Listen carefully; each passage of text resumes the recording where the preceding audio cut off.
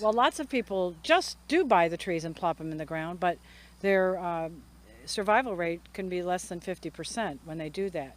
So there's a couple factors. One, that nowadays trees are planted in mulch, a very fine ground up mulch, but it's still mulch.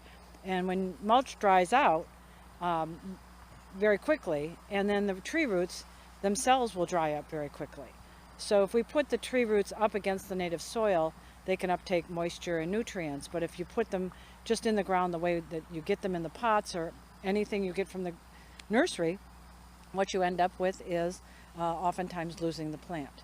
The other reason we open up the tree root, the pots and look at the tree roots is because you have what's girdling roots. So when the tree roots grow and hit the side of the pot, then they start growing in a circle.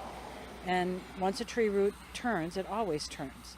So when you put that in the ground and the tree root is turning, eventually that tree root can get as big as your arm or your leg, and then the trunk is growing and the two meet and it strangles the tree.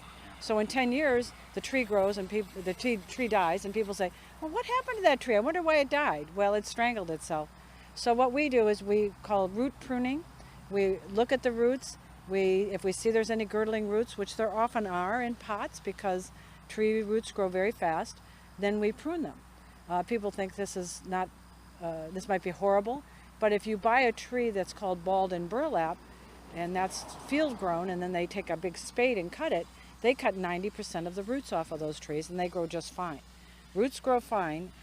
It's just a matter of putting them in the right milieu and making sure that they have not the dry mulch around them and that they don't have girdling roots. So that's what we do. As you can see, here's a girdling root coming around, and we'll just cut it. That's all. And it'll grow. Because the most important roots are all these fine hairs anyway.